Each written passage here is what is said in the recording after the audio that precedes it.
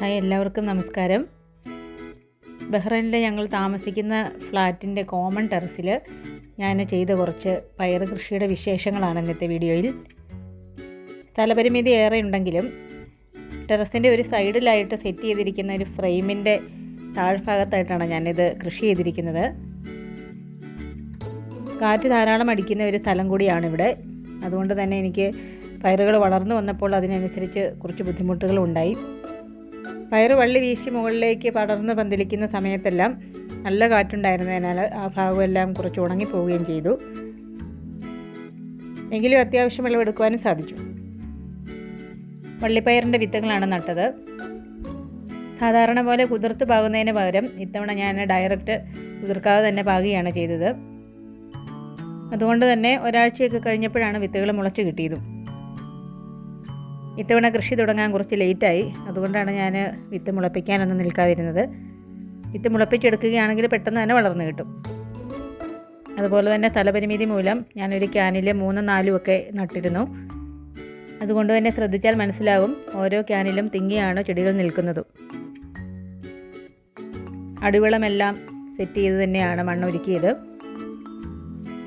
ഇത്തവണ ആട്ടിൻ കാഷ്ടവും കമ്പോസ്റ്റുമാണ് ഉപയോഗിച്ചത്. പിന്നീട് തൈകൾ വളർന്നു വന്നപ്പോൾ ഞാൻ കുറച്ച് മണ്ണും അതുപോലെ ചാണകപ്പൊടിയും ചേർത്ത് കൊടുത്തിരുന്നു. വളങ്ങളെല്ലാം തന്നെ ഞാനിവിടെ തയ്യാറാക്കുന്നതാണ് ഉപയോഗിച്ചത്. മറ്റുള്ള ചെടികൾക്ക് നൽകുന്ന സംരക്ഷണം തന്നെയാണ് ഇവയ്ക്ക് നൽകിയത്.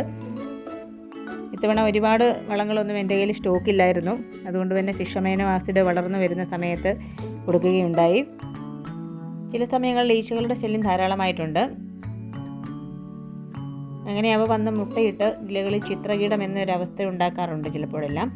അപ്പോൾ അങ്ങനെയുള്ള ഇലകളൊക്കെ ഞാനിവിടെ പറിച്ചു കളയുകയാണ് ചെയ്യാറുള്ളത്. പിന്നീട് കാന്താരിമുളകും വെളുത്തുള്ളിയും അടങ്ങിയ മിശ്രിതം സ്പ്രേ ചെയ്തിരുന്നു. നീം ഓയിലാണ് കീടനിയന്ത്രണത്തിന് ഏറ്റവും നല്ലത്. അതെൻ്റെ കൈവശമില്ലായിരുന്നു. അതുകൊണ്ടാണ് ഞാൻ കാന്താരിമുളക് വെളുത്തുള്ളി മിശ്രിതം ഉപയോഗിച്ചത്. പിന്നീട് വള്ളി വീശി തുടങ്ങിയ സമയങ്ങളിലെല്ലാം കുറച്ച് കഞ്ഞിവെള്ളം കൊടുത്തിരുന്നു. 2-3 ആഴ്ചകൾ ഇടവിട്ട സമയങ്ങളിലാണ് ഇത് കൊടുത്തത്. ഒരുപാട് അധികം കൊടുത്തില്ല. മണ്ണ് കട്ടിയാകുമെന്നതിനാൽ നേർപ്പിച്ചാണ് ഒഴിച്ചു കൊടുത്തത്. പിന്നീട് പൂവിട്ട് തുടങ്ങിയ സമയങ്ങളിൽ കുറച്ച് ചാരം ഇട്ട് കൊടുത്തിരുന്നു. നിലത്തും ബാൽക്കണിയിലും ഒക്കെ ആയിട്ട് ഞാൻ ചെയ്ത പയർ കൃഷിയുടെ കുറച്ച് വീഡിയോസ് ഞാൻ മുന്നേ ചെയ്തിരുന്നു.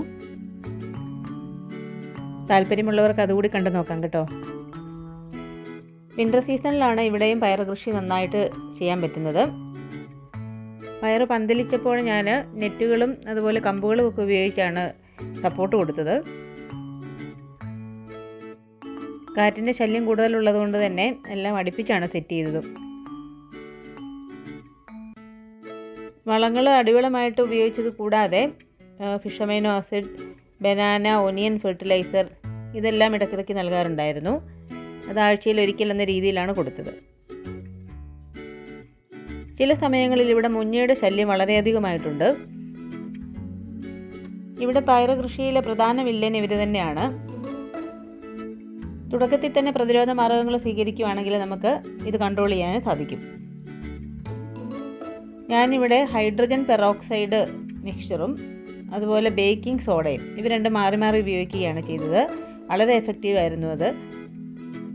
ബേക്കിംഗ് സോഡ ലൈന് തയ്യാറാക്കി ഉപയോഗിക്കുകയാണ് ചെയ്തത്. അതിലും കുറച്ചുകൂടി എഫക്റ്റീവായിട്ട് തോന്നിയത് ഹൈഡ്രജൻ പെറോക്സൈഡ് ലൈന് തന്നെയാണ്. ഇവ തയ്യാറാക്കുന്നതും ഉപയോഗിക്കുന്നതുമെല്ലാം മറ്റൊരു വീഡിയോയിൽ ഞാൻ ഡീറ്റെയിൽ ആയിട്ട് പറയാം. കൂടുതലായിട്ട് കാണുന്ന ഇലകളെല്ലാം പറിച്ച് നശിപ്പിച്ച് കളയുകയാണെങ്കിൽ നമുക്ക് കുറേയൊക്കെ കൺട്രോൾ ചെയ്യാൻ സാധിക്കും. മുന്നേ കണ്ടു തുടങ്ങുമ്പോൾ തന്നെ നമ്മൾ കൺട്രോൾ ചെയ്തില്ലെങ്കിൽ വളരെ ബുദ്ധിമുട്ടാണ്. കാരണം അത് പെട്ടെന്ന് തന്നെ സ്പ്രെഡ് ചെയ്യും. പിന്നെ ചെടി മൊത്തമായിട്ട് നശിപ്പിക്കുന്നൊരു രീതിയാണ് കണ്ടുവരുന്നത്. അതുകൊണ്ട് തന്നെ ആദ്യം തന്നെ കൺട്രോൾ ചെയ്യുന്നതാണ് എപ്പോഴും നല്ലത്. ചൂട് സമയത്താണെങ്കിൽ നെറ്റെല്ലാം ഉപയോഗിച്ച് നമ്മൾ ഷെയ്ഡ് കൊടുക്കുകയാണെങ്കിൽ കുറച്ച് കാലം കൂടി നമുക്കിത് വിളവെടുക്കാൻ സാധിക്കും. പക്ഷെ ഞാനിതിവിടെ അത് ചെയ്തില്ല. അപ്പോഴേക്കും ചെടികളെല്ലാം നശിച്ചു തുടങ്ങിയിരുന്നു. കൃഷിയുടെ മറ്റ് വിശേഷങ്ങളുമായി വീണ്ടും കാണാം. അതുവരെ എല്ലാവർക്കും നന്ദി, നമസ്കാരം.